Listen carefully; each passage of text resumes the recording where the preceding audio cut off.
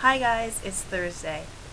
This week we're talking about cultural identity, kind of how we feel our roles as Texans and as people from Dallas really affect who we are. In addition to that, how the places that we're from, our ancestry, play into that as well. I know that Ginny focused a lot on the differences between the northern states, such as Rhode Island, where she's staying, and Texas. Reed talked a lot about how his religion really plays into his cultural identity. Oh, and fun fact, I was looking at actually how small Rhode Island is as a state, and the time it takes you to get from their northernmost border all the way down to the coast is about how long it takes me to get to school every day. But I think that also leads me right into cultural identity as a Texan as a whole. I think Reed was making a really interesting point about kind of stereotypes as being a Texan. The more I think about it, the sillier it seems when you really look at exactly how big Texas is. It's such a huge state, and just as you have different cultural regions within the U.S., you have different attitudes in the South and the West and the Northeast.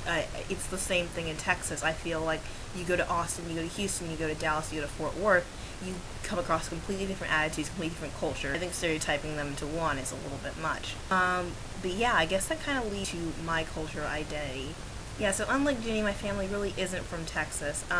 My parents both came here for college. My dad grew up in Louisiana, and everyone from my mom's side of the family, including my mom, was born and raised in the Caribbean.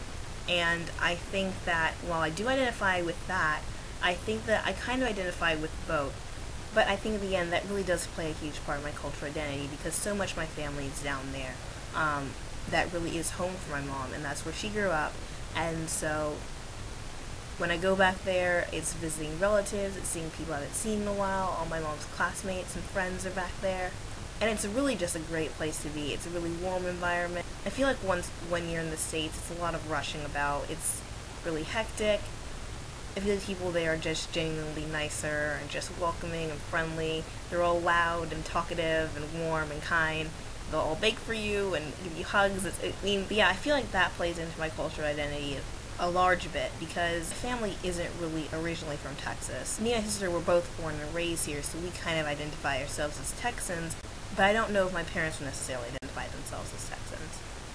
So yeah, I feel like my cultural identity is kind of split between the two. I feel like I definitely identify strongly with myself as a Texan. I definitely do feel a very strong identity towards the Caribbean as well.